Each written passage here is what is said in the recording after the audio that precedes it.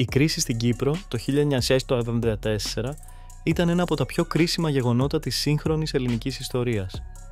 Το νησί βρέθηκε στο επίκεντρο διεθνών και εσωτερικών συγκρούσεων που οδήγησαν σε στρατιωτική εισβολή και μόνιμη διαίρεση. Μετά την ανεξαρτησία της Κύπρου το 1960, η χώρα αντιμετώπιζε συνεχείς πολιτικές εντάσεις. Η αντιπαράθεση μεταξύ Ελληνοκυπρίων και Τουρκοκυπρίων, οι διαφορές στην εκπροσώπηση και οι εσωτερικές συγκρούσεις δυσχέραναν τη λειτουργία του κράτους και δημιούργησαν κλίμα αβεβαιότητας. Η κατάσταση επηρεάστηκε άμεσα από τη Χούντα των συνταγματαρχών στην Ελλάδα, που επιδίωκε την ένωση της Κύπρου με την Ελλάδα.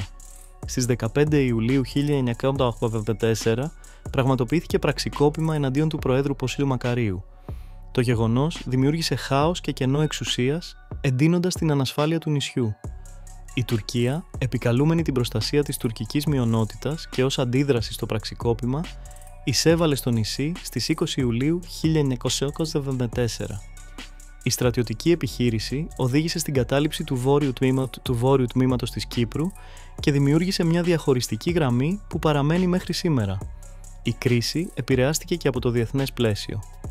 Οι εντάσεις του ψυχρού πολέμου, η στρατηγική των ΗΠΑ και της ΕΣΕΔΕ, καθώς και η αδυναμία της διεθνούς κοινότητας να παρέμβει έγκαιρα, συνέβαλαν στην όξυνση της κατάστασης. Η Κύπρος παραμένει διαιρεμένη έως σήμερα, ενώ χιλιάδες πολίτες επηρεάστηκαν άμεσα ή έμεσα από την κρίση.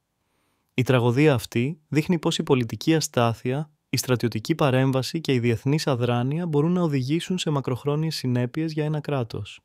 Η ιστορία της Κύπρου αποτελεί ένα σημαντικό μάθημα για τη σημασία της ειρηνικής επίλυσης διαφορών και της πολιτικής σταθερότητας.